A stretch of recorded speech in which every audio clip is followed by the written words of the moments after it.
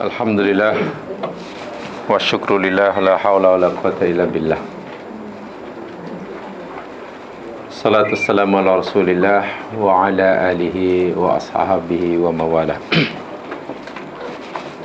Raditu billahi wa rabba bil islami dina wa bi muhammadin nabiyya wa rasulah.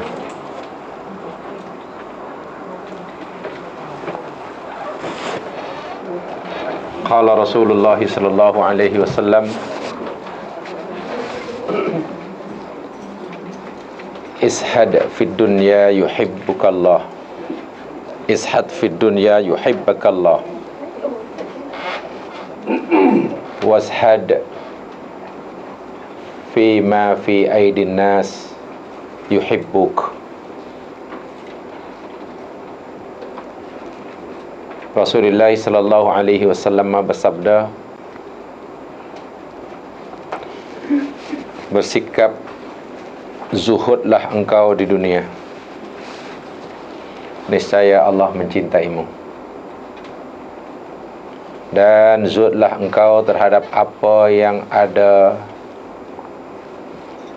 di tangan manusia, niscaya mereka akan mencintaimu.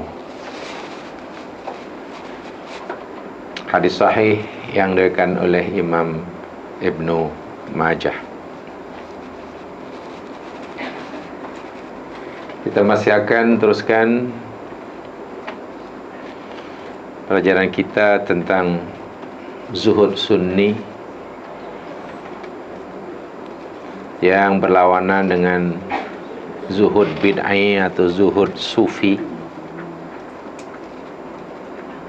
yang dikritik oleh Imam Ibnul Jauzi.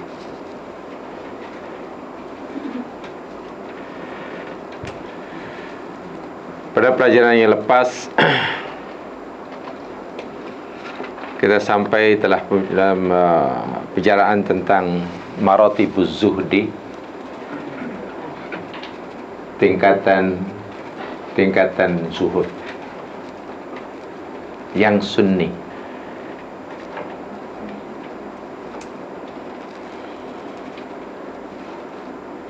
Berdasarkan apa yang disampaikan oleh Al-Imam Ibnul Qayyim Al-Jauziyah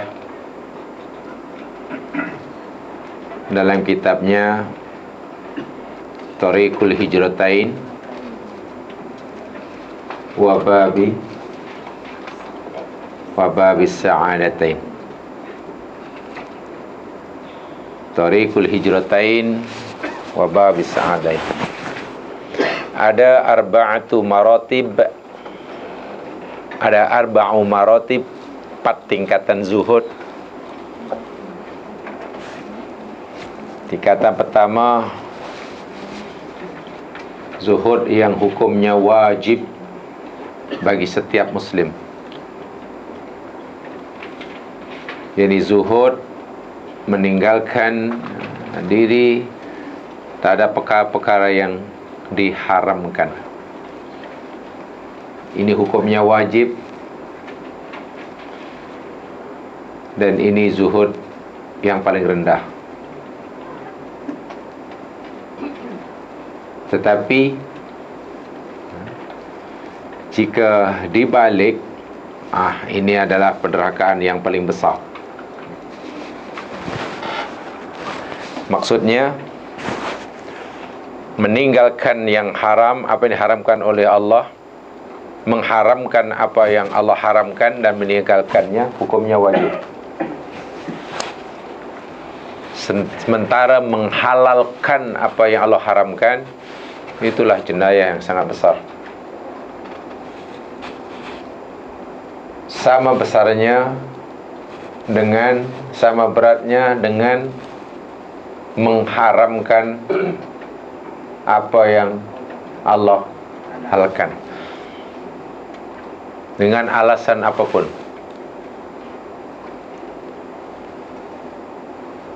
Mengharamkan apa yang Allah halalkan adalah dosa besar dengan alasan apapun.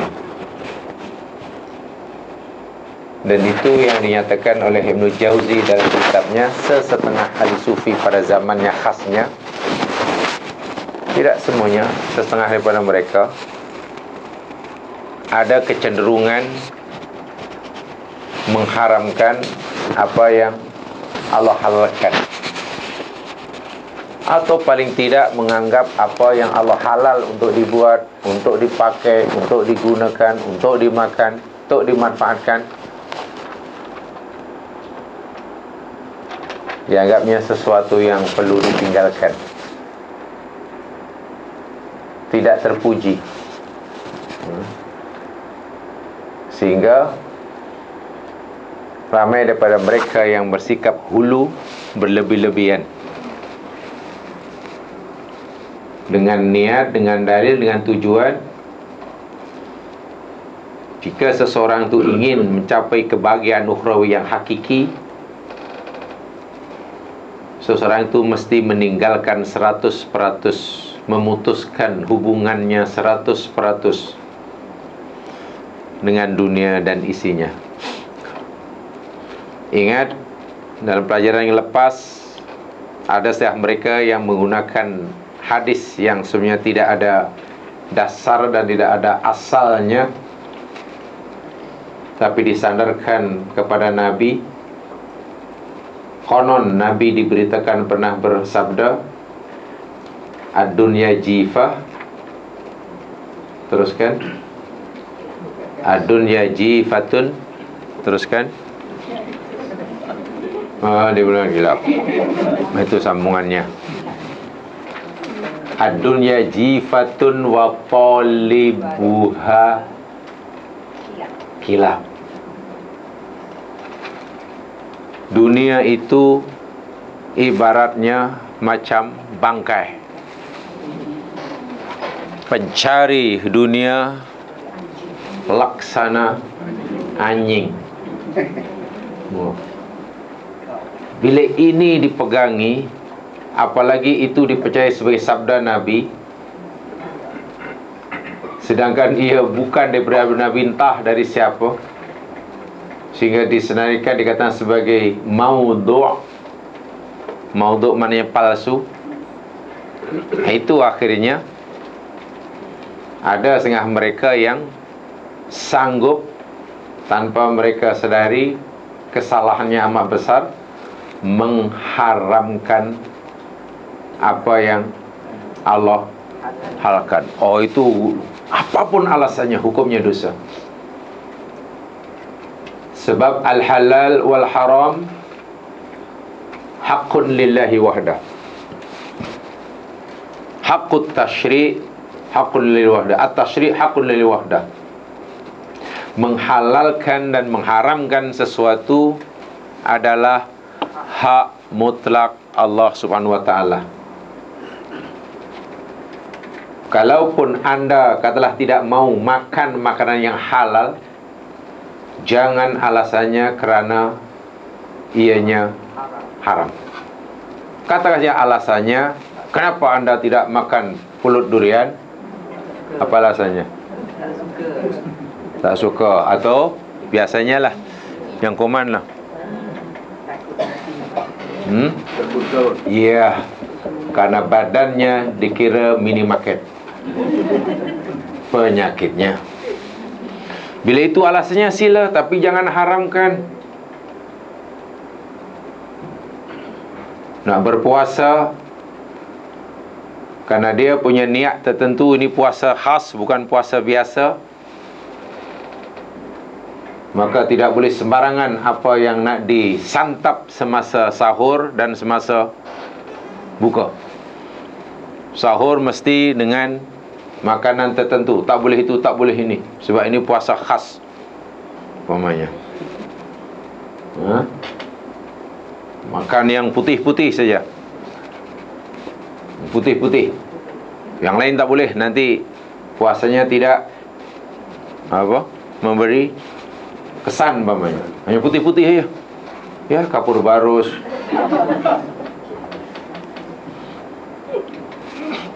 kain kapan, semuanya putih-putih. Boleh tak makan? Oh, tak boleh. mana boleh makan yang bernyawa. Wah, jangan haramkan benda yang halal. Kalaupun tak makan, jangankan ada niat ianya haram. Ya ada alasan yang lain, alasan kesihatan gamaknya, alasan tidak suka mungkin, sila.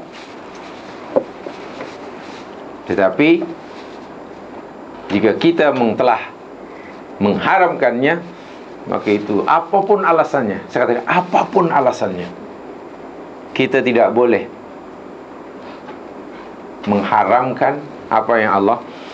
Ini zuhud yang paling rendah sekali. Kita wajib meninggalkan zuhud, wajib kita menjauhkan, tidak gemar kepada benda yang diharamkan. Ini paling rendah. Kemudian ada zuhud yang bersifat mustahabbah, sunnah, tingkatan kedua. Tingkatan zuhud yang kedua yakni bersifat sunnah, sunat, mustahabbah, yakni zuhud terhadap perkara-perkara yang makruh atau pada perkara-perkara yang harus secara berlebih-lebihan. Makan itu harus, tapi kalau anda ingin jadi orang zuhud, mengamalkan zuhud, jangan berlebihan dalam makan minum. Berbelanja itu harus, jalan kopi kuas itu harus. Tapi jika kita ingin zuhud, jangan lakukan secara berlebihan. Jumpa kawan, silaturahim, duduk, mungkin mengajak minum, harus. Tapi jika ingin zuhud, janganlah sampai 6 jam. Bermain, bersukan, hukumnya harus. Tapi jika kita ingin zuhud, jangan melakukannya secara berlebihan. Tu macam mana kalau dalam sukan? Bila hingga kita meninggalkan, mengabaikan kewajipan. Bahkan istilah Al-Quran, bila seseorang asyik melakukan perkara yang harus, menyebabkan ia mengabaikan kewajipannya, maka ia telah jatuh lagho. Lagho tu begitu. Lahwun tu begitu. Laghwun tu begitu. Hukumnya boleh, hukumnya harus. Tapi bila ketika melakukannya menyebabkan kita melekakan, mengabaikan kewajiban yang lebih penting, dah jadi perbuatan lagha dan lahwun. Walaupun hukumnya sunat, zuhud tingkat kedua ini, tetapi maqam dan tingkatannya lebih tinggi yang pertama. Sebab yang kedua ini bukan sekadar boleh meninggalkan perkara-perkara yang haram, kerana itu hukumnya wajib, bahkan dia boleh meninggalkan perkara yang makruh, termasuklah perkara-perkara yang harus secara berlebihan. Dan yang ketiganya, yakni zuhudnya orang salikin, mana orang yang berjalan menuju Allah Subhanahu wa ta'ala. Ini zuhud yang boleh kata berat, kerana zuhud ini yakni terhadap dunia secara umumnya. Tapi maksudnya bukan mengosongkan tangan diri daripada dunia sehingga tidak punya apa-apa, tidak mengambil walaupun sedikit, apalagi membuang dunia, mencampakkan dunia. Tapi maksudnya mengosongkan hati, mengosongkan hati secara total dari hal-hal yang serba bersifat duniawi. Dalam hatinya sudah tidak ada lagi tempat perkara-perkara yang bersifat duniawi. Duniawi di sini jangan disalah artikan, jangan disalah fahami. Maksud bersifat dunia. Bila saya sebut dunia jemaah sekalian dalam bab ini, bukan merujuk pada benda. Saya ulangi sekali, bukan merujuk pada harta benda yang boleh dipegang, yang boleh lihat. Bukan bujuk kepada rumah, bukan bujuk kepada kenderaan, kebun, bukan. Ad-dunya hendaklah difahami, diartikan sesuai dengan makna yang sebenarnya. Ad-dunya daripada kalimat dana yadnu, maknanya dekat. Dana yadnu maknanya rendah. So ad-dunya maknanya yang rendah, yang dekat. Al-hayatu maknanya kehidupan. So al-hayatu dunya maknanya kehidupan yang rendah, yang dekat, yang sekarang. Bukan merujuk kepada kenderaan, rumah, gelang, subang, anting-anting. Bukan. Ad-dunya bukan merujuk pada benda itu. Tapi merujuk kepada nilai yang dipegangi. So ad-dunya mana yang dekat. Saya mengartikannya sebenarnya yang selalu saya sebutkan, al-hayatud dunya mana gaya hidup. Ia merupakan gaya hidup, lifestyle yang berorientasikan kekinian dan kedisinian. Oh, ini bahasa yang bukan senang nak dapat tuh. Gaya hidup yang berorientasikan kekinian dan kedisinian. Tahu makna kini? Kini maknanya kini. Sekarang. Di sini. Tahu di sini? Ya, lawan di sana.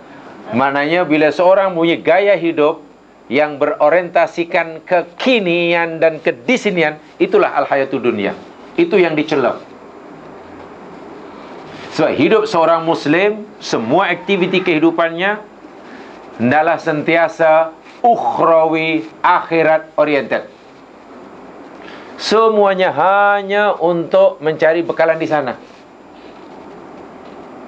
sekecil apapun.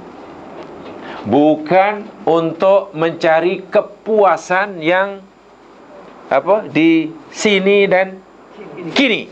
Wah, betul tu Pak Ali. Ulang kini dan di sini. Kalau seronok pun seronok yang kini dan di sini. Walaupun dia kehilangan peluang untuk seronok di sana, tak kisah. Kalau ingin pujian pun pujian di sini dan kini. Walaupun dia kehilangan peluang untuk dapat pujian di sana. Inilah, itu namanya hayatud dunya. Dan banyak orang mendapat inginkan hayatud dunya ini, mungkin dengan jawatannya. Tanpa jawatan kan orang tak pandang. Mungkin dengan tempat tinggalnya. Mungkin karena kendaraannya. Saya bicara apa adanya ya, ini karena ibadah agama jadi tak boleh selindung-selindung. Jadi ini berada di atas semua kita.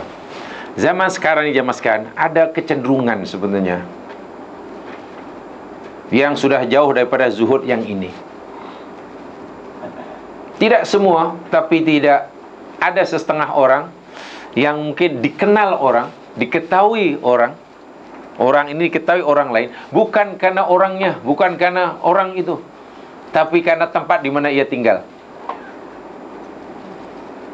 karena kendaraan yang dipakai.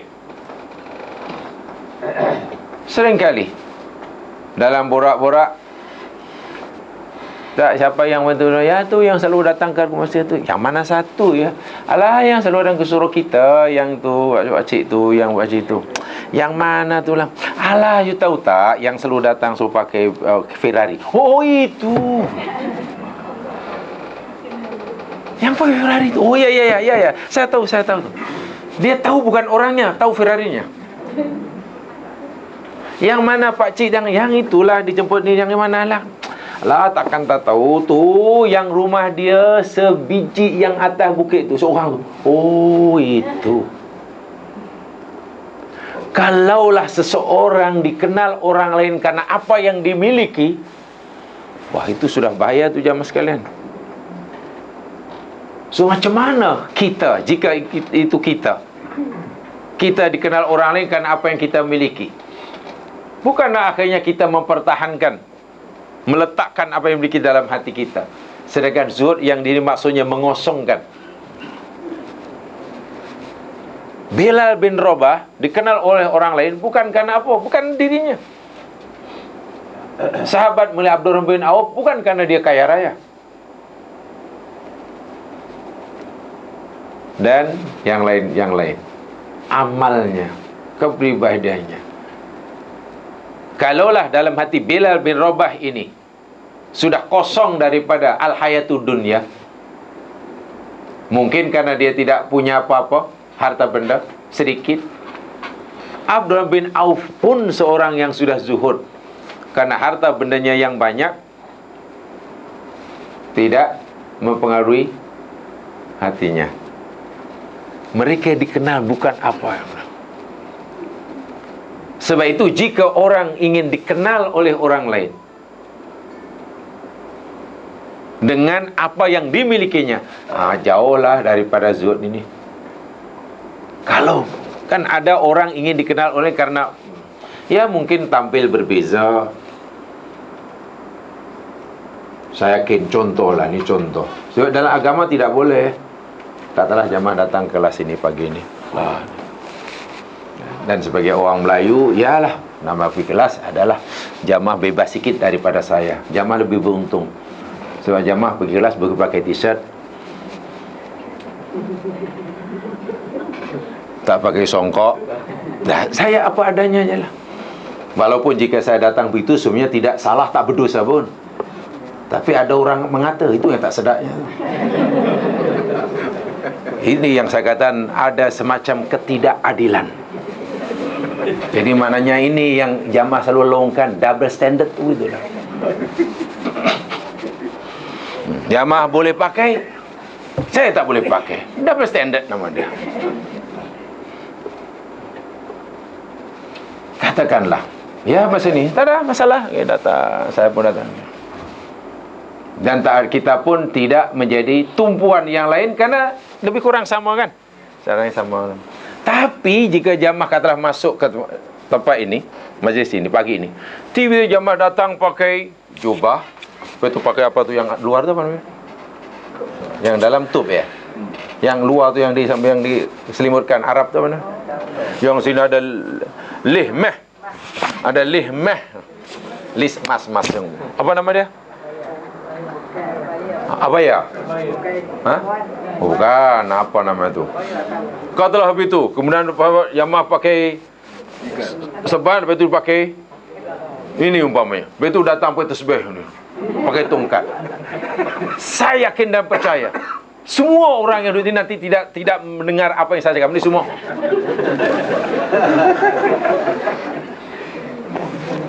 Pakaian itu sebenarnya pakaian yang menepati syarak. Kan syar'i dah menutup aurat kan. Dari mana salahnya dari sisi fiqah? Tak ada. Tapi ingat, Islam bukan hanya sekadar cerita fiqah. Islam mengajar ihsan. Kaitannya zuhud, anda sebenarnya sudah mengenai pakaian syuhrah. Syuhrah tu daripada masyhur, daripada kalimah syuhrah lah. Pakaian yang yang kita pakai, kita ingin tampil berbeza dengan orang lain supaya orang lain memberi. Itu sudah salah. Salahnya karena kita ingin dikenal. Walhal kalau kita tak sedang, orang tadi tak sedang pakai macam Tok Syah Harap tadi, tak ada pun yang kenal siapa. Jangankan masuklah mungkin jalan kat situ pun seorang diri pula. Pergi pasar tadi pakai macam tu. Lainlah kalau anda pakai seperti itu nun di Makkah mungkin orang tak kisah sebab sama. Itu di majlis ini kan, di majlis apakah, jangan tampil terlalu berbeza. Itu mana kita ingin dilihat bukan siapa kita. Ini apa yang ada di luar. Jauh untuk sampai ke zuhud yang seperti ini. Sebab masalah kita dah mengarah ke sana. Bukan main susahnya. Orang dikenal karena dikenal masyarakatnya bukan karena siapa dia, tapi karena mungkin kendaraan yang dipakainya, barang yang dipakainya, rumah tempat tinggalnya, dan ruginya, rugi sekali. Jadi lawan pada zuhud yang ketiga ini, sebanyak manapun kekayaannya, tak terkira dimanapun ia tinggal, tapi sebenarnya semua itu tidak, hatinya telah dia kosongkan dari semua itu, dan orang mengenali dia karena dia, mungkin karena jasanya. Khairun nas anfa'uhum linnas, sebaik-baik manusia ialah yang paling banyak memberi manfaat pada orang lain. Jika orang tu memberi manfaat pada orang lain, wujuduhu tidak ka'adamihi, kata orang Arab, adanya taklah macam tiadanya. Ada ke tak ada, masyarakat tak ada. Ada pun masyarakat tak perasan, tak ada pun perasan. Jadi adanya tidak menggenapkan, tiadanya tidak mengganjilkan. Tahu apa maksudnya? Adanya tidak menggenapkan, tiadanya tidak mengganjilkan. Mana orang ni dah tak ada, tak ada inilah kan. Adanya tidak diperhitungkan, tapi hanya menambah hitungan. Ini tak boleh.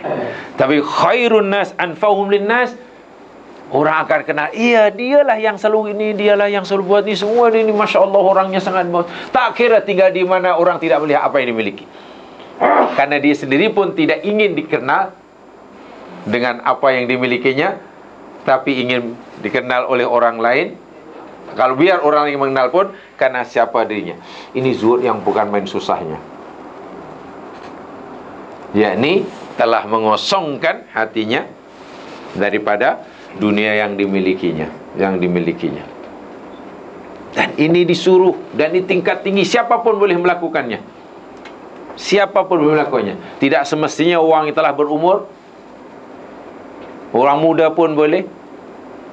Seagama kita ini agama yang sesuai bagi semua peringkat umur. Tapi kalau pengertian zuhud yang disalah artikan, kan biasanya amalan zuhud hanya sesuai dilakukan oleh orang yang berapa biasanya? 6 series, 7 series, 8 series? Oh, 7 series ya. Ya, jadi aduh, macam mana ya? Sebab itu jarang ya diajarkan, disentuh zuhud. Mungkin di program-program motivasi, pelajar-pelajar SPM mungkin susah. Kalau nak mungkin cerita zuhud pun pasti orang yang ramai yang tak setuju. Ada ke pelajar SPM nak zuhud? Bila nak maju? Bila nak maju? Itu masalahnya. Zuhud ini kan lawan apa ya? Kalau dalam bahasa Melayu apa? Zuhud adalah lawan gemar kan, suka kan. Mana kalau kita tak dibenarkan menerangkan sifat zuhud kepada kanak-kanak, pelajar-pelajar, ya mana kita mau tanamkan kepada mereka sifat gemar, suka, tamak, akhirnya nak. Ya itu ya bahaya dia. Syaratnya zuhud yang sunni seperti ini. Boleh dia lakukan sesuai untuk peringkat umur. Tidak hanya bagi orang tertentu, golongan tertentu saja. Sebelum sebut zuhud, qanaah, sabar, menunggu. Bilalah nanti golongan G7 ke, G9 ke,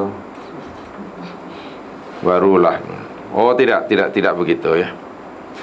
Dan yang keempat yang paling tinggi sekali, yakni zuhud terhadap perkara yang syubuhat. Syubuhat itu maknanya syubuhat. Jadi tak jelas halal haramnya, tak jelas sah tidaknya. Tidak berjari sekali maksud zuhud daripada empat tingkatan ini, kata Ibnu Qayyim, tidaklah bermakna mengosongkan tangan, menjadi kosong daripada memiliki kekayaan yang Allah anugerahkan, rezeki yang Allah berikan. Tapi zuhud itu terletak dalam hati rupanya. Hatinya kosong atau tidak daripada pengaruh harta yang dimilikinya. Bila telah kosong, zuhudlah dia. Walaupun hartanya mungkin, Masya Allah, tidak terkira. Sebaliknya, jika hartanya masih mempengaruhi hatinya, maka dia belum zuhud. Walaupun mungkin hartanya hanya sebuah basikal tua. Hartanya hanya sebuah basikal tua. Jadi ketergantungannya, bahasanya ta'alluq namanya. Ta'alluq, bahasanya ketergantungan. Bergantungannya hanya kepada Allah sahaja. Dengan cara mentaatinya, sama ada ia mempunyai kesenangan duniawi maupun tidak. Jadi zuhud yang seperti ini, kata Ibnul Qayyim, boleh bersama-sama dengan kekayaan dan juga boleh bersama-sama dengan kemiskinan. Pelik sungguh ya. Zuhud yang seperti ini, zuhud dalam arti kata hatinya telah kosong daripada pengaruh harta benda yang dimilikinya, maka zuhud seperti ini boleh ada pada diri orang yang kaya raya, juga boleh ada pada diri orang yang miskin. Sebab ukuran zuhudnya bukan terletak kepada seberapa banyak kekayaan yang ia miliki, tapi seberapa bersih hatinya daripada pengaruh dunianya. Kalau setakat bersih hatinya daripada yang haram, itu paling rendah. Kalau setakat bersih daripada pengaruh apa yang sunat, yang kedua tadi, yang harus, yang makruh, itu belum seberapa. Kalau bersih daripada perkara dalam dunia secara umumnya, belum seberapa. Hingga kepada yang syubhat. Para nabi jamaah sekalian, semuanya adalah orang-orang yang zuhud. Tidak ada nabi dan rasul Allah yang tidak zuhud. Iman nabi yang Allah anugerah kepadanya kekayaan seperti Nabi Sulaiman dan Nabi Daud, dan nabi-nabi lain yang sebab nabi ini jamaah sekalian, para nabi ini terbagi jadi dua sebetulnya secara umum. Apa yang saya fahami dahulu, ada golongan nabi dipanggil Ibrahimiyah, Al-Anbiya Al-Ibrahimiyah. Itu Al-Anbiya Ghairul Ibrahimiyah, Ibrahimic Prophet dan Non-Ibrahimic Prophet. Apa itu Ibrahimic Prophet? Yakni nabi-nabi yang dipilih oleh Allah daripada kalangan rakyat biasa, orang biasa, ya orang kecil lah. Nabi Ibrahim kan hanya keturunan orang tua yang ada yatan orang tua dia, kan hanya pemahat. Nabi Ibrahim kan lahir daripada keluarga yang kerja memahat patung, rakyat biasa lah, berhadapan dengan maharaja. Kan? Nabi Musa keturunan raja atau rakyat biasa? Rakyat biasa. Nabi Isa, Nabi Ayub, Nabi Muhammad SAW, orang biasa. Orang biasa. Ini panggil Ibrahimiyah, Ibrahimic Prophet. Yang satu Non-Ibrahimic Prophet, nabi-nabi yang berjawatan raja. Nabi Sulaiman ini bukan orang biasa. Ayahnya Nabi Daud alaihissalam, raja, ada istana, ada tentera. Lihat sajalah bala tentera Nabi Sulaiman. Tanya apa saja, semua ada. Negara yang paling kuat seperti Amerika pun tenteranya hanya daripada manusia. Hanya Nabi Sulaiman tenteranya, ada jin, ada burung, ada semut. Jika tidak ada punya tentera daripada manusia, jin pun dah kuat tu. Katalah negara tenteranya semua jin. Bayangkan macam mana nak kalahkan negara tu. Tak ada negara boleh kalahkan. Dan jimat belanja. Sebab tidak ada bajet untuk angkatan Kementerian Pertahanan. Tak perlu bajet. Nak bajet apa? Tenteranya semuanya jin. Nak bagi kereta kebal, buat apa? Jin kata lambat, kata. Tak perlu fighter jet, hai jin untuk hancurkan. Tak payah. Lambat pakai jet lambat. Habis nanti nak bom dia, nak ni, senang aja. Aku pergi dia, cucuk mata dia satu. Ini non Ibrahim ni. Nabi Sulaiman, Nabi Daud, Nabi Yusuf, tengok.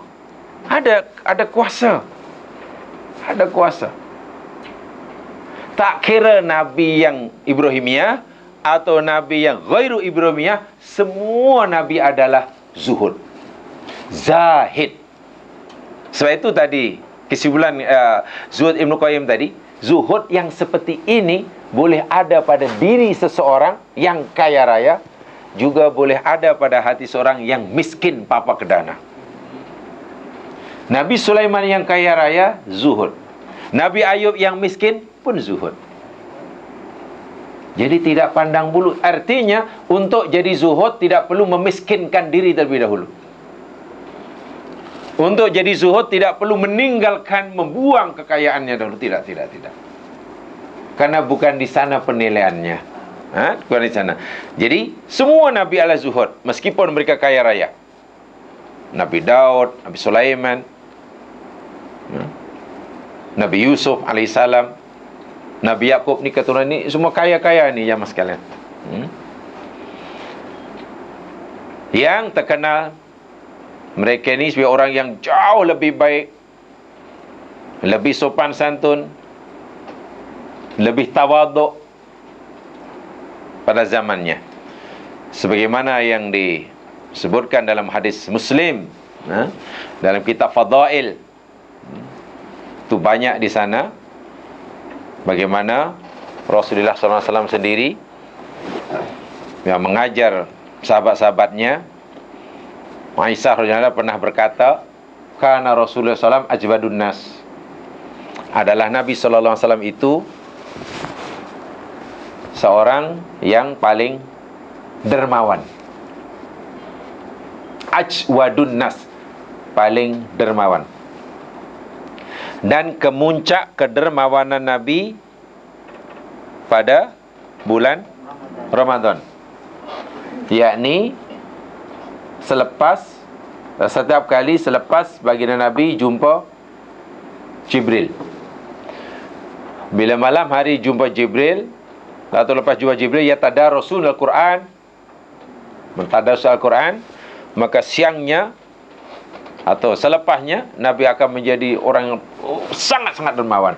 Setiap harinya Nabi ini seorang yang dermawan. Dan bila masuk Ramadan, meningkat kedermawanannya. Bila Nabi ini dinyatakan oleh Aisyah radhiyallahu anha sebagai orang manusia yang paling dermawan, agar Nabi kaya atau miskin? Kaya. Dermawan. Mesti kaya. Hartanya mesti banyak.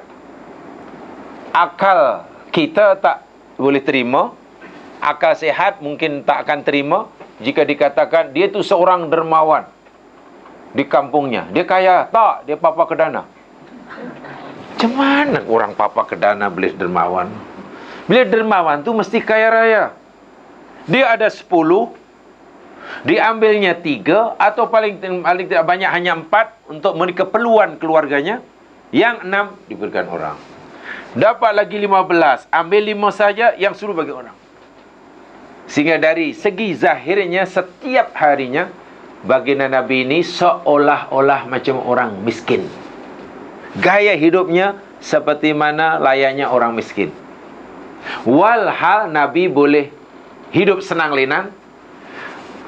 Nabi boleh memilih, kalau maulah, milih gaya hidup orang kaya raya karena mampu. Tapi bukan itu. Itu zuhud. Jadi sebanyak manapun kekayaan yang dimilikinya, tidak mempunyai. Abu Bakar demikian juga. Jamaah boleh baca kisah Nabiullah Ibrahim. Nabi Ibrahim ini bukan orang miskin, kaya sungguh, kaya, karena ternakan dia, binatang ternakannya tidak sedikit jumlahnya. Lihat sajalah, ada tetamu, pantang ada tetamu terus sembelih. Biasanya kalau kita lah sembelih lembu, kambing, bila setiap ada tamu atau bila ada kenduri dan duri kan. Ini pantang, tanpa tanya sebelum, akhirnya setelah disembelihkan, dah dipanggang, dah sedap-sedap, tamu tak makan. Rupa-rupanya malaikat. Dan Nabi Ibrahim pun tidak kecewa, tidak menyesal. Setelah tetamu yang memperkenalkan yang mereka malaikat, Nabi Ibrahim taklah tegur tetamunya. Ginilah malaikat, kat. Lai. Malaikat, jadi lai. Lain kali itu bagi tahu awal-awal. Cakaplah, kami ni malaikat, jadi kami taklah susah payah. Seekor lembu tumbang no. Sampai tak, Nabi tak ada masalah. Kan boleh bagi pada orang lain. Nawai itu awal nak jamu tetamunya, dah dapat pahala. Dapat pahala 100%. Sementara makanan yang disediakannya langsung tak loak. Pahala dah 100%. Bagi pada orang lain, pahala lagi. Kenapa masih kecewa? Jadi kalau kita dah masak penat-penat, sedap-sedap banyak, tiba-tiba kawan yang kita jemput tak makan kerana tak sesuai dengan seleranya, atau makanan yang doktor kata tak boleh makan, ya jangan marahlah, jangan dipaksa. You kena makan, you tak sayang saya ke? Penat tak mau masak, tak payah. Jangan paksa orang. You tak senonoh lah. Tak senonoh, tak. Saya tak boleh, tak boleh. Takkan tak boleh, tak sedap ke? Makanlah dulu, barulah puas. Jangan dipaksa. Nabi Ibrahim pun tak paksa tetamunya. Saya dan terfikir, macam mana ya seorang, dan bukan ramai malaikat yang datang ke rumah dia, bukan rombongan beratus-ratus. Terus carikan lembu. Jadi bagi Nabi Ibrahim bersedekah tu dah tak jadi masalah lah. Masalah. Kaya itu namanya zuhud. Namanya zuhud. Walhal, Masya Allah, hidup pada zaman itu tentulah susah ya mas sekalian untuk mendapatkan rezeki sebanyak. Dan rezeki yang dimiliki oleh sebanyak itu bukan rezeki yang datang daripada langit. Dia berusaha sungguh-sungguh, bekerja kuat, menjaga menternak binatang ternakan itu sedikit makin tambah begitu, dan makin lama-lama makin banyak. Baik. Berikutnya jemaah sekalian, masih kata Ibnu Qayyim al-Jauziyah, sebab ulasan Ibnu Qayyim ini lebih kepada yang zuhud sunni ni. Hal-hal yang dapat meluruskan, perkara yang dapat membetul dan meluruskan amalan zuhud, supaya amalan zuhud yang diwajibkan oleh agama ini tidak tersasar, tidak tersesat. Ingat, zuhud itu perintah agama. Perintah agama dan sifat yang sangat mulia. Supaya kita tidak tersasar dalam mengamalkannya, Ibnu Qayyim memberikan garis panduan, dan boleh dilakukan oleh semua orang mukmin, laki, perempuan, peniaga, orang susah, orang senang, yang berjawatan tinggi, yang berjawatan rendah, semua boleh. Ada beberapa perkara yang hendaklah dijadikan panduan. Yang pertama, ini saya terjemahkan terus sajalah, tak perlu bahasa Arabnya. Sebab kalau saya baca Arabnya pun terjemahkan juga. Jadi, kan dah 2 kali kerja kan. 2 kali kerja. Memenat. Jadi kena jimat energi. Terjemahan banyak. Yang pertama, hendaknya seorang Muslim memahami bahawa dunia, dalam arti kata hidup di dunia ini, hanyalah bayang-bayang atau hayalan yang akan lenyap. atau bahasa yang mudah lah, supaya tidak terasa ketara sekali nuansa tasawufnya. Wah, bingung memahaminya. Supaya tidak terasa nuansa tasawufnya. Bahasa mudahnya, yang pertama kata Ibnu Qayyim, seorang muslim dalam memahami hakikat sebenar kehidupan dunia. Tanpa memahami apa hakikat sebenar kehidupan dunia, al-hayatu dunia, pasti susah seseorang itu mengamalkan zuhud dengan betul. Macam mana kita nak mengenali hakikat dunia yang sebenarnya? Tanyalah kepada yang empunya, yang mencipta dunia. Jangan tanya kepada yang menggunakannya.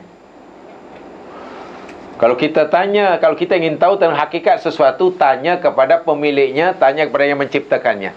Jangan tanya kepada yang menggunanya. Yang menciptanya, yang memilikinya, yakni Allah Subhanahu wa taala. Tanya pada Allah. Ya Allah, apa sebenarnya hakikat kehidupan dunia yang Engkau ciptakan ni? Tanya pada dia, dan Allah nanti akan jawab. Jawapan Allah dinyatakan, dirakamkan dalam surah Al-Hadid ayat 20. Ini pertama, kita kena kenal betul apa itu hakikat al-hayatud dunya. Al-Hadid ayat 20.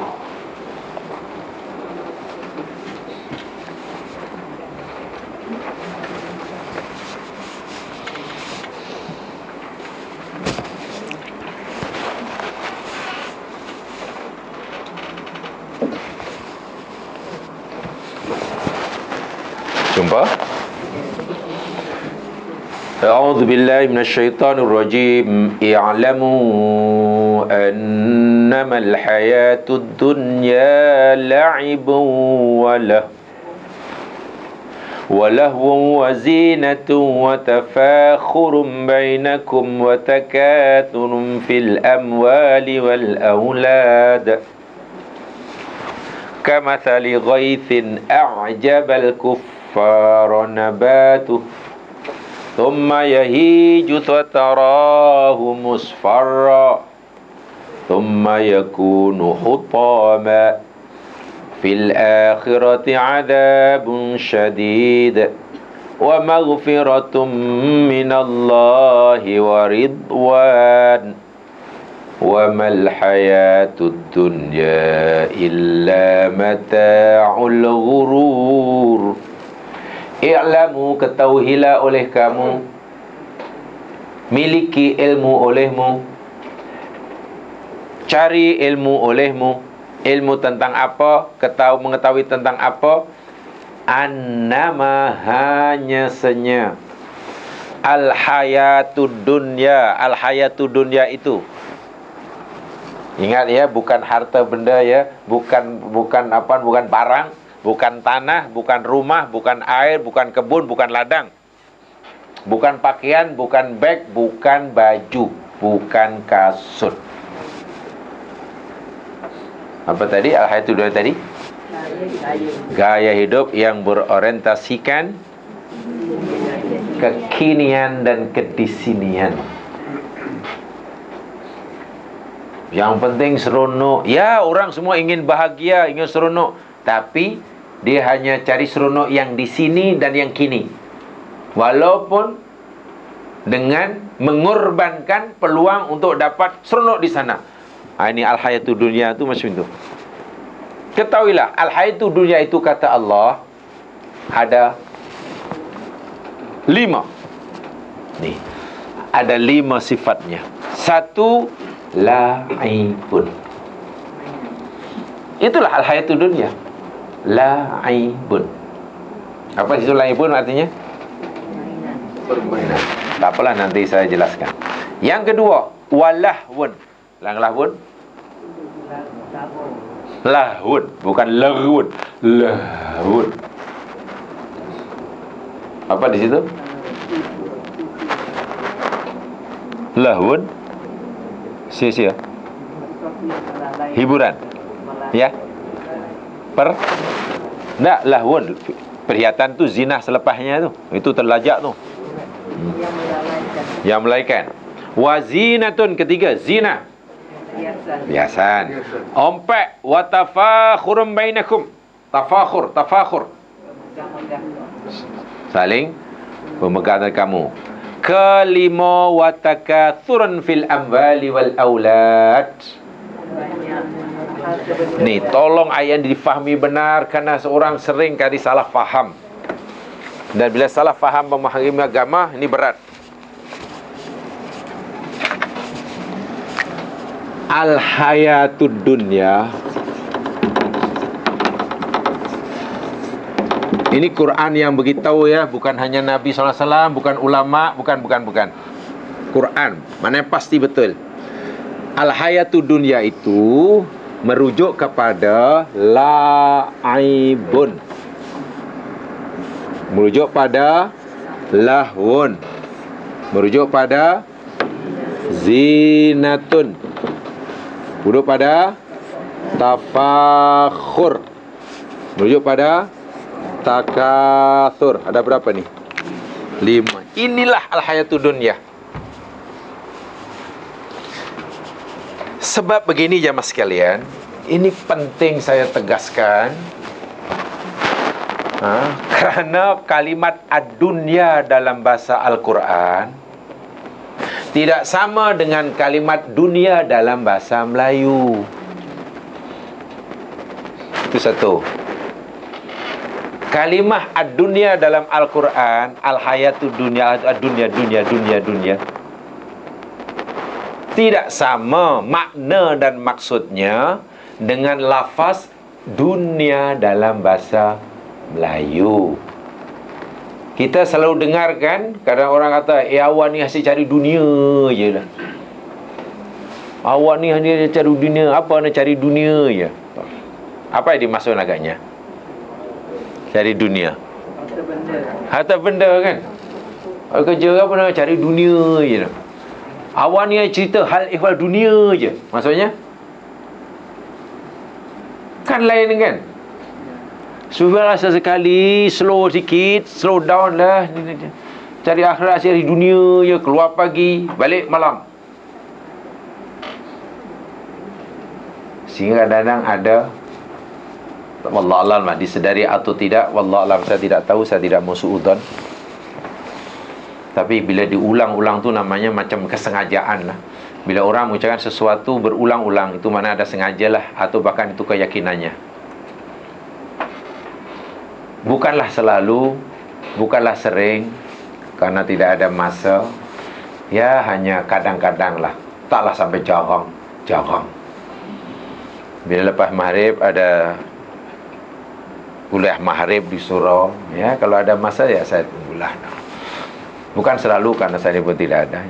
Saya sering mendengar dalam mukadimah yang disampaikan tu, setelah muji pada Allah, tuan-tuan, kita mesti bersyukur pada saudara, karena Allah telah pilih kita malam hari ini berjaya menunaikan solat maghrib secara berjamaah. Sebab itu kita dipilih oleh Allah, kita lah duduk di majlis ilmu, majlis akhirat, majlis oleh Allah.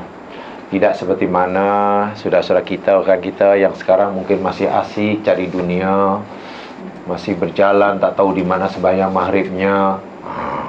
Kita tengok di luar sana tu masih ramai orang berjalan, walau sudah waktu maghrib, tak tahu di mana maghribnya, masih dunia. Kita sudah orang yang dipilih, sudah berada di sepintas selalu macam betul kan. Ayat tu sepintas selalu macam betul. Dan orang awam yang tak tahu menahu, sebab yang ini disampaikan di surau oleh Ustaz Jun, jadi orang pun seperti melayang fikirannya. Apalagi kalau surau atau masjid itu mungkin tepi jalan raya, pandang ibu terpandang ke jalan raya, masih ramai orang berjalan kan. Oh iyalah, maknanya saya ni lebih baik daripada orang. Maghrib masih di jalan ni, mana sembahyang. Apa dia fikir kalau kita dah sembahyang maghrib di surau dan di luar jalan tu mereka tak sembahyang maghrib? Kenapa mesti suudzon di mana sembahyang maghribnya dan sekian belum? Coba Satu, bagi yang lemah imannya, yang di masjid tadi akhirnya malah berdosa. Berdosa apa? Ujub. Kan? Iyalah ini bertuah. Apalagi bila orang itu dah ada sifat malas, lagi kuat malasnya. Sebab kan ditakut-takutkan kan. Dunia ini kena hati-hati. Sebanyak manapun yang Tuhan ada, tak dibawa mati. Tak dibawa mati. Tengok orang yang banyak dunia, bila mati hanya 2 helai kain, cincin besi pun ditanggal. Tengok. Bukankah mak dunia bagi orang yang cakap ni maknanya harta benda? Agak-agak harta benda ni boleh bawa mati atau tidak agak-agak? Boleh atau menurut Islam? Harta benda yang banyak di mana, ada kebun, ada apalah, ada wang ringgit, mulai pada ringgit hingga euro, real, peso, bat, rupi. Boleh bawa mati? Menurut Islam? Boleh. Mana dunia apa harta tak boleh bawa mati? Tapi bukan dibawa macam tu lah, satu beg besar, berapa bilion, beg besar, buang mati. Bukan begitu cara membawanya. Kalau kita sendiri yang membawa, tidak mungkin. Tapi kalau kita mau membawa harta benda, kita bawa ke alam barzah, kita bawa ke alam akhirat, jangan kita yang membawanya, suruh orang lain membawanya. Boleh. Siapa orang lain yang membawa, yang kita suruh menjawab itu? Orang-orang miskin, orang-orang yang memerlukan, fakir, miskin, ibnu sabil, apa lagi? Orang nak buat suruh, orang nak buat rumah, orang nak buat bus stop, kasih dia belanja. Ni kita serahkan. Ada budak yang kata, tak apalah cik nak, tak apa ni rumah cik ni nampak nak roboh. Tak apalah cik, esok saya panggilkan kontraktor dan bertukar rumah cik. Saya ingat dalam 20,000 siap lah cik. Orang miskin yang rumah nak roboh nanti. Terima kasih Tuhan, ya, terima kasihlah pada Allah. 20,000 yang kita belanjakan untuk orang tadi tu, itu yang kita bawa sana. Kalau kita sendiri membawa, tidak boleh. Macam mana cara suruh orang lain bawakan? Kalau kita nak kaya di sana, ya kena kita bagi. Jadi salah orang mengatakan mati tak bawa duit orang, jangan cari banyak-banyak, nanti malah kena suai. Lah. Macam mana ajaran gitu? Akhirnya orang yang hatinya dah malas bekerja, lagi pertama malas kerana dapat maklumat yang salah. Tengok, walaupun belum balik sama mana, tapi bila mati tak dibawa, lalu buat apa? Harus terus mencarinya. Seringkali kadang-kadang ada juga yang mukadimahnya seperti itu, tapi di hujung sarahan pelik pula. Ini bila kerana kita hisab, jadi saya cukap sekian. Tapi sebelum itu sebenarnya ada satu perkara yang sekian. Jadi saya sebenarnya datang ni ada istilahnya sambil menyelam minum air lah. Saya beberapa orang ni ada untuk minta derma lah. Jadi siapa yang ada lebihan rezeki itu sedekahkan. Tadi awal-awal awak kutuk orang rajin bekerja. Jadi penutup sarahan minta. Tak pelik macam mana? Coba kalau orang yang mendengar itu semua berfikir sedikit aja. Mungkin di soal habis tu yang penceramah tu. Kontras kan yang disampaikan antara mukadimah dan apa? Sangat kontradiktif. Sangat-sangat kontras lah. Itu tidak boleh bagi pahaman seperti itu. Tidak boleh. Akhirnya yang malas makin malas. Iyalah, elok mati tak bawa apa-apa. Banyak-banyak pun tak dibawa. Salah, bin keliru tu. Harta berbilion boleh dibawa, boleh bawa ke akhirat. Syaratnya bukan kita yang membawa, suruh orang lain bawakan. Ya. Pergi kampung-kampung, pak cik boleh tak pak cik bawakan duit saya ni ke akhirat? Saya tak larat nak bawa. Boleh. Iya. Anak makcik ada berapa sih? Ini ada 3. Yang seorang ni sakit, yang seorang tu nak mendapat tawaran belajar pelajaran tapi tak ada biaya. Yang seorang pula, inilah masalahnya. Ni perlu rawatan tiap bulan dan tak apa setengah saja. Tolong bawakan makcik ya duit saya ke akhirat. Ya.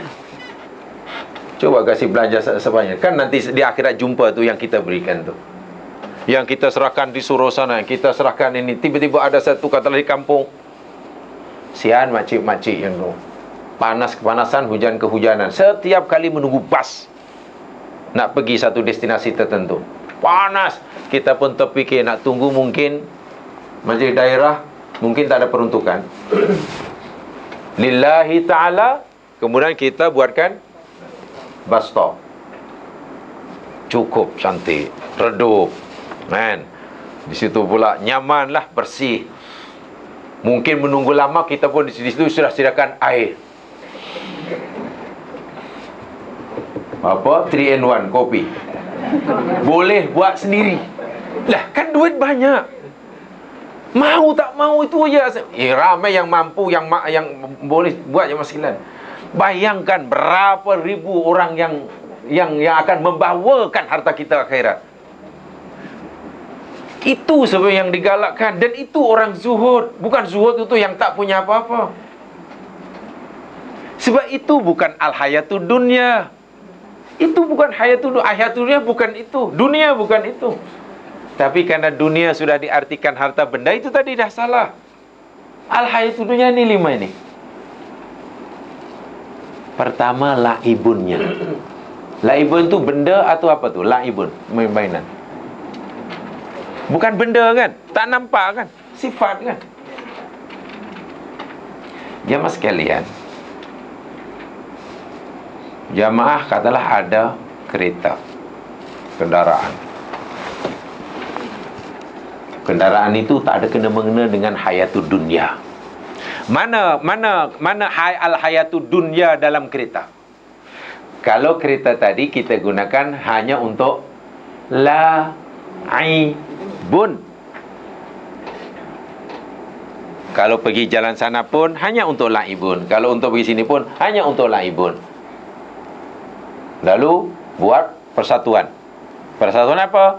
Persatuan pemilik kereta apa punya? Kereta apalah? Kereta yang antik. Beroda 3. Persatuan pemilik kereta antik roda 3. Sebab biasanya kereta 4 kan. Dan jadi pengerusi. Tiap minggu musyawarat. Musyawarat yang dibincangkan hanya persatuan kita. Itulah ibunnya, bukan keretanya. Kan hanya untuk kepuasan, hanya untuk main-main. Seperti mana zaman kanak-kanak kita, apa yang difikirkan oleh kita semasa kanak-kanak? Celik mata je, main.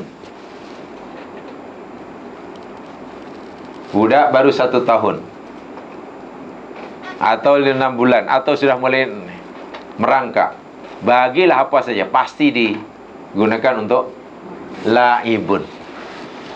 Mainan tu mahal ke murah ke, bagi budak itu tak kisah. Sebenarnya bagi budak sederhana mainan dia. Kanak-kanak yang penting dia mungkin berbunyi, warnanya merah dan menyala-nyala, itu yang penting. Tak perlu mahal. Ya mungkin di pasar malam banyak kan, asal bunyi, dipegang bunyi, melompat-lompat, sukanya Masya Allah lah budak. Tapi karena kadang-kadang yang ingin sangat laibunnya bukan anaknya, tapi mak bapaknya. Itu yang mak bapak cari mainan untuk anaknya baru 6 bulan. Round 5 supermarket tak jumpa. Tauhid Anas itu dah berapa kali berkunjung sana. Tak jumpa Tauhid Anas. Sini tak jumpa, sini tak jumpa. Ini kata mak dia, ini cantik. Oh tak cantik, saya tak suka. Dia kata, saya tak suka. Wah, budak yang dibelikan pusat tidur. Mainan tu untuk budak yang tidur dari tadi. Dah sampai jenuh dah jalan-jalan. Jumpa setelah 6 jam berjalan. Ini suka. Yang suka bukan budak, mak bapak. Nah, ketika berjalan-jalan itulah sebenarnya laibun. Bukan bendanya, bukan duitnya yang digunakan. Bayangkan kalau hanya itu, kan kita rugi serugi-ruginya. Wahai budak tadi, tak diberikan mainan yang beratus ringgit pun, yang diberikannya 2 ringgit pun dia suka. Janji, bunyi dan menyala-nyala. Kalau dipegang, melompat. Mesti tak kira lah minta maaf anak orang biasa atau mungkin anak raja apa-apa, asal bunyi mesti suka. Namanya budak. Tapi kan kita tak puas gitu. Inilah ibunnya. Hanya untuk mainan. Al-hayatuna. Itu yang dikutuk oleh agama. So Allah ciptakan kita bukan untuk laibun. Yang keduanya lahun. Lahun tadi apa di situ?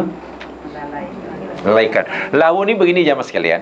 Sesuatu perbuatan, suatu perbuatan atau apa sajalah yang bila kita melakukannya, menyebabkan kita melalaikan perbuatan kewajiban yang lebih penting.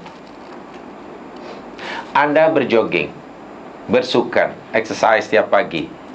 Itu perkara yang berfaedah dan bermanfaat, menjaga kesihatan. Tetapi jika kita sukan, menjaga kesihatan pagi, hingga menyebabkan kita melalaikan kewajipan kita sebagai ketua rumah tangga, bagi suami atau bagi isteri, maka exercise, sukan yang kita lakukan itu dah jatuh lahun. Ya. Mula jalan. Jogging 1 jam. Dah berpeluh. Lepas itu dah pula terus main lagi. Masih exercise lagi ni. Pasal tadi penat badannya, sekarang fikirannya biar lega. Main apa tu? Kapal terbang pakai remote.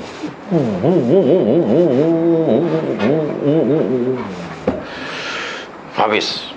Itu dah 2 jam setengah, masuk 3 jam. Lepas itu baca surah Kabar. Lepas baca surah Kabar, belum cukup rasanya, belum cukup peluh. Balik rumah, gayuh. Apa tu? Wah, Masya Allah, sarapan belum dibuatnya untuk keluarganya. Kan? Tugas-tugas rumah tangga belum dibereskannya.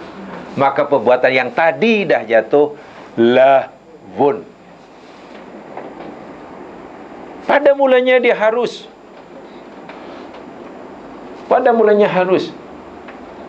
melalaikan. Dan itu hayatud dunia. Itu tidak boleh. Itu tidak boleh sama sekali. Zina.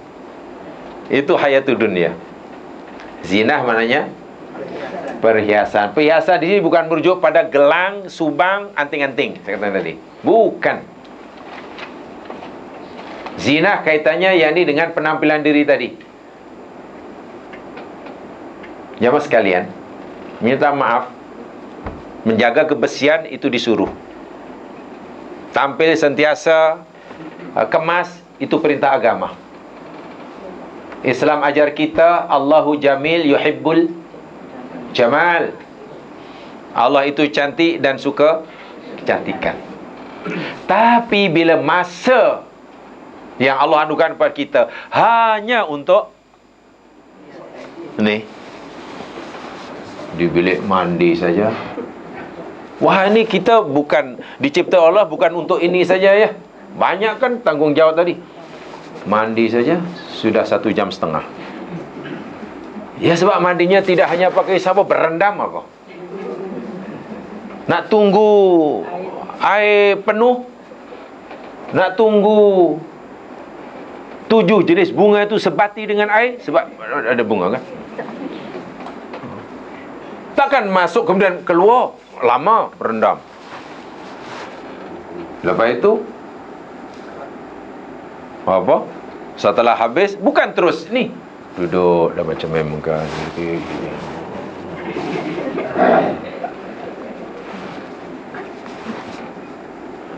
Dah 45 minit. 45 minit, bila pakai lagi baju dah.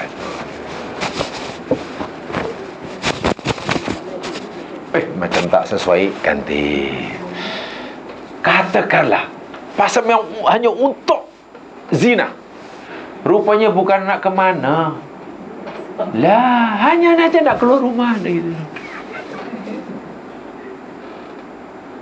Zina hanya untuk apa? Penampilan diri. Kalau itulah yang ada, itu hayatul dunia. Itu hayatul dunia. Zinahnya itu sebab sudah hulu kan, sudah berlebihan. Saya pernah cerita, saya cukup jealous dengan pengurusan masa, time management. Betul-betul saya cukup jealous pada seseorang yang miskin. Saya pernah lihat sendiri. Kebetulan keluarga ini saya jadikan keluarga angkat saya. Sudah lama dan ya Allah menolong dia akhirnya, karena anaknya akhirnya boleh dah besar dan ini. Pasal masa kecil sangat kasihan sekali. Ketika suaminya dah meninggal, anaknya pula ramai kecil-kecil, ada yang ini, rumahnya tidur pun lantainya tanah. Sebab susah, tak punya apa-apa, pokoknya hanya mengupah istrinya, tapi tabah. Anaknya pergi sekolah pun tak sarapan kadang-kadang. Kalau sarapan katanya minum kopi. Kopi dah kira sarapan lah tu. Jadi saya perhatikan, ini di kampung saya, kampung asal saya lah, agak jauh saya pergi. Saya jealous dengan dia tu dari segi time management. Sebab tidak ada masa yang terbuang. Bila Allah bersumpah wal asri innal insan, demi masa semua manusia itu akan, ni orang ni betul-betul paling apa tidaknya bangun pagi mesti awal, jauh sebelum orang bangun, sebab akan menguruskan semuanya. Sampailah semua dah help ini, sehingga anaknya yang pergi sekolah habis. Kemudian baru melakukan kerja, sama kerja pembuatan untuk jual atau ngupah kepada orang. Ini. Habis kerja balik masak untuk anaknya nanti. Balik ni. Lepas tu tengah hari, tengah hari kena berhenti sembahyang, mandi dia sekejap sangat. Mandi dah habis mandi dia. Betul pagi dah jalan lagi. Malam dia yang terakhir tidur, karena ada yang dilakukan. Dan dia tidak akan tidur sebelum mengantuk. Ya, dia tidak, malam hari dia tidak akan tidur sebelum mengantuk. Ada yang dia buat untuk menghasilkan wang bagi menyara kehidupannya. Begitulah sepanjang hari. Saya melihat tidak ada masa yang berlalu yang sia-sia. Untuk zina jauh sekali. Mandi hingga pakai baju boleh dikira dalam hitungan minit. Saya bandingkan diri saya begitu. Masya Allah, sedangkan saya lelaki mandi pun lama, pakai baju pun lama. Dia tak ada. Memang betul-betul ngam-ngam semuanya. Itu bagi saya orang ini tak pernah belajar time management ni. Tapi tidak ada masanya yang berlalu tanpa manfaat. Jauh sekali hanya digunakan untuk laibun lahun, zina tidak ada. Ya, mungkin karena berkat itulah. Dan karena alhamdulillah sudah relatif senang sebab anak sudah ada yang berkeluarga, ada yang dah bekerja, ada ini yang. Tapi lama. Saya melihat sendiri. Ada pengajaran yang bagi saya luar biasa. Zuhudnya luar biasa. Maknanya betul-betul dunia, khasnya kesihatan dan waktu yang Allah anugerahkan, tidak ada sedikit pun yang digunakan untuk laibun, lahun dan zina. Sebab dia tampil, dia sudah sempurna lah. Kan cukup sifat. Maknanya zina lah tu, dah cukup sifat. Dah cukup sifat. Tafakhur yang keempat. Tafakhur tadi apa? Lawan? Lawan bangga kan? Saling membanggakan. Sifat kan? Sifat. Dan yang kelima takatsur, lawan. Kata salah seorang guru saya Darul Jamaah sekalian, ayat ini sebetulnya secara tak langsung menceritakan tentang perkembangan psikologi kita manusia daripada zaman kanak-kanak hingga dewasa. Dunia kanak-kanak yakni dunia mainan. Main aja. Laibun. Apa yang kita berikan pasti untuk mainan. Bagilah duit pasti untuk mainan. Dan bila penat tidur. Tak kisah barang mainannya. Bila bangun nanti cari lagi. Sebab dia hanya main. Mungkin 24 jam ya Allah berikan saya semalam. Ya, yang besar hanya untuk main. Ketika makan pun main-main. Bagilah makanan kepada kanak-kanak. Bukan dimakan. Dibuat main-main. Bila dah dewasa sikit, jadi lahbun dunia dia. Anak yang sudah pandai naik basikal dan sedang gila naik basikal, tengok. Naik basikal aja. Belajar lupa. Kan? Yang mungkin sudah minat dengan main game. Dulu ada dengan apa tu? PS3 apa kah? PlayStation apa tu yang mula. Oh, sudah. Mula-mula minta makan. Selesaikan makanan, bukan terus mau makan. Dah dapat PlayStation, oh, sehingga lupa makan, lupa nak belajar, lupa nak yang lupa. Apa yang dilakukan oleh kanak-kanak yang sedikit dewasa tadi namanya lahwun. Lupa dah. Bila dah menaik basikal, lupa. Bila dah semua lupa. Sekarang bahkan kadang orang yang bukan kanak-kanak pun kalau sudah main ini dah lupa yang lain lah.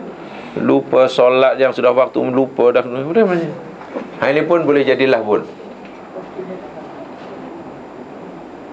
Pokemon Go. Ini sudah diharamkan, lama diharamkan. Sebab bahaya katanya. Dan yang main bukan kanak-kanak, atuk-atuk dan nenek-nenek. Ya tak jadilah pun macam mana kalau dah 24 jam pegang ini. Saling antar berbalas-balas. WhatsApp dia. Dalam grup pula tu. Wah, kalau dalam grup tidak semestinya lah sampai 300 orang kena tahu. Kalau hanya nak tanya hari ini makan apa. Hanya nak tanya, semalam karipap yang you bagi tu kat mana you beli? Takkan macam tu masuk WhatsApp kepada kawannya A pada B. Sedangkan dia itu dalam grup 300 orang. Yang 298 terpaksa buka, baca kerana bunyi. Ting ting, buka. Apa dah? Yang satu ya, you nak lagi ke? Tung tung. Wah, 200 tengok lagi. Coba kalau anda masuk 5 grup dan semua nyanyi untuk itu. Masa kita habis hanya untuk. Ada yang sedikit mungkin lebih baik dari itu, wah hantar macam-macam. Hantar mungkin YouTube. Wah, YouTube kita boleh cari sendiri. Wah, macam yang memang musim YouTube. Yang pelik yang ni. Ada yang hantar artikel. Artikel pula bukan pendek. Artikel dia mungkin tak tahu berapa muka surat lah. Ya kan senang, hanya cut and paste saja. Kan? Entah-entah yang hantar itu pun belum baca. Dipaksanya orang membacanya. Handphone yang canggih pun boleh hang. Coba kalau masuk beberapa grup dan macam tu isi dia. Ya, akhirnya apa lagi? Keluar je lah. Ini boleh jadilah pun. Kerana ada melupakan yang lain. Bila dewasa sedikit, remaja, dunia remaja ni zinah je mas kan? Ya. Mak bapak dah bagi duit. Dia sendiri pun dah dapat lah duit sikit kerana dia kerja di McDonald. Sementara menunggu SPM keluar, SPM keluar, kan gitu. Sebanyak manapun duit yang diberikannya hanya diberikan untuk digunakan untuk beli. Ya, kalau laki untuk beli, ya seluar jin yang koyak lututnya. Ya, tu hanya untuk menghias phone-nya untuk tu. Hanya untuk zina sebanyak manapun. Wah, itu rezeki yang halal. Macam mana supaya ni? Tukar ini, tak apa, tukar itu. Itu remaja itu. Bila remaja nanti dah berkahwin, bernikah kahwin, sudah mulai bekerja, cita-cita dia, dahulu kawan kita belajar, sekarang dia sudah pakai kereta macam itu, saya masih bekerja untuk dapat kereta seperti itu. Lawan sudah, niat dia tafakhur, saling baharakan. You macam mana? Sudah mulai tayang. Macam mana? Wah, itu hayatul dunianya, tafakhurnya. Bila nanti makin dewasa mungkin sudah masuk tidak remaja lagi, sudah lepas dewasa lagi, hayatul dunia sudah takatsur fil amwal, lawan banyak harta benda. Cita-cita adalah disenaraikan, cita-citanya puas rasanya bila namanya akhirnya tersenari sebagai orang yang terkaya. Kalau itu cita-cita dia, yang macam itulah namanya hayatul dunianya, bukan harta bendanya yang salah. Kelima-lima ini bila telah dapat dikosongkan, dikeluarkan daripada hati seseorang, itulah cara meluruskan zuhud yang betul. Artinya rezeki yang Allah anugerahkan, nikmat yang Allah berikan kepada kita, apapun bentuk nikmat itu, jenis nikmat itu, banyak atau sedikit, besar maupun kecil, jangan sekali-kali digunakan untuk ni. Sebab ini adalah tercela.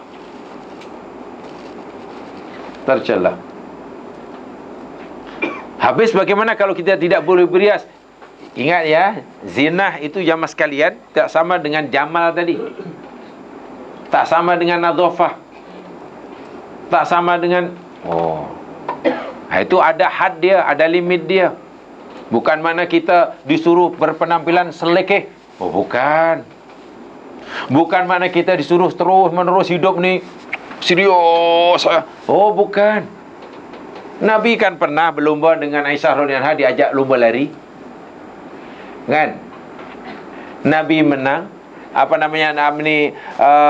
Aisyah menang, Nabi kalah. Lain hari pula lomba lagi, Nabi dengan Aisyah, Nabi menang, Aisyah kalah. Aisyah pernah cerita itu. Itulah pun jadi maknanya hidup bukan disuruh serius. Tak, bukan begitu. Nabi dijemput kenduri oleh sahabat, pergi dengan Aisyah Ummul Mukminin radhiyallahu anha di Madinah, sahabat Ansar. Di majlis kenduri tadi nampak macam sepi je. Itu dalam Bukhari disebutkan. Sepi, tak ada apa-apa. Nabi malah bertanya pada Aisyah radhiyallahu anha, tidak adakah lahwun? Fa'inal ansar yu'jibuhul lahu. Aisyah, ni tak ada ke bunyi-bunyian? Lahwun di situ maknanya bunyi-bunyian. Ya, mungkin kalau sekarang gong, gamelan kan. Sekarang mungkin macam apa ya? Apa yang Johor tu? Gazal katalah. Pada zaman ini mungkin rebana. Itulah. Rebana ubi ke apa, pukul gendang itu. Tak ada ke? Sebab orang Ansar ni suka benda itu. Tengok Nabi malah tanya bila pergi ke majlis perkahwinan, sepi. Maknanya bukan dilarang. Tak sama majlis kedua kahwin dengan majlis kematian, tak boleh sama je sekalian. Masih kahwin sepi.